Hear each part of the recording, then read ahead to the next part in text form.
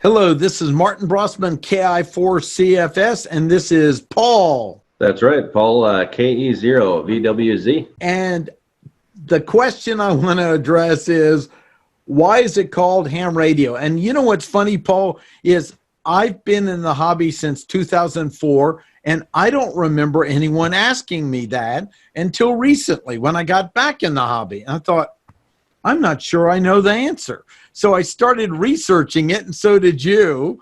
And I want to talk a little bit about it. But the truth is, I don't think anyone really knows exactly what it is. You know, there's several stories, and I want to kind of give the general ones.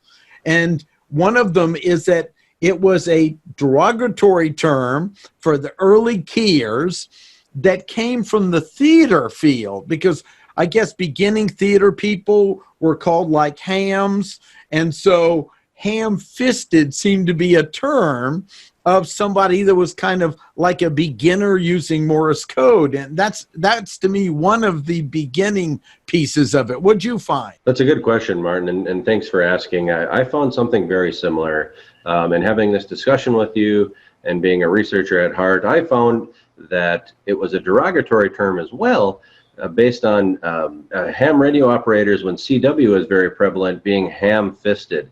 And it was typically said a ham radio operator was actually a nuisance because they were either slowing things down or not going fast enough, or befuddling things when more skilled operators were around. So, if they were saying that KE0VWZ is a ham, it typically wasn't good. Which is funny because it does remind me of the story of the Friends, which are called the Quakers. I don't know if you happen to know this, but the actual name of the Quakers is the Friends.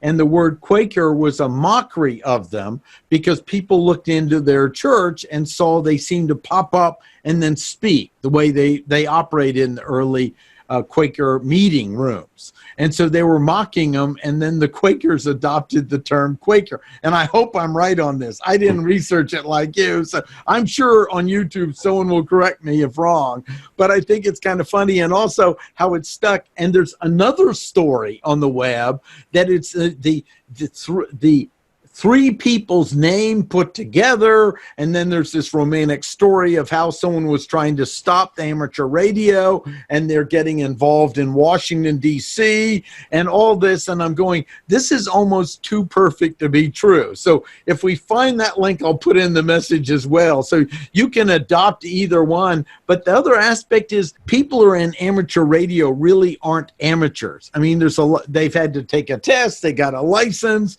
many of them are often engineers, so maybe they thought, I'll take the word ham radio than just amateur as using it too. So those are some possibilities with it. Yeah, the judge and jury is still really out there as far as what the true origination is. I'm curious if anyone else has any comments or thoughts on it in the comment section as well, Martin. Yeah, I think that's great. But it's been fun to at least explore it. And that's what this channel is going to be about, is just taking questions we meet from beginning hams or ones where I'm lost, and anyone's willing to jump in and answer it. So if you have another version, put it below. Look in the text area of this channel, and I'll put the links that we found as well. And love to hear your view, but I'm proud to be an ham operator. So I just want you to know. And my wife will tell you he's a ham before he even got his license. I think we're on the same wavelength there. I'm definitely known as a ham in my family as well. Good. Well, great chatting with you. This is Martin Brossman, KI4CFS, and this is Paul Garrett, KE0VWZ.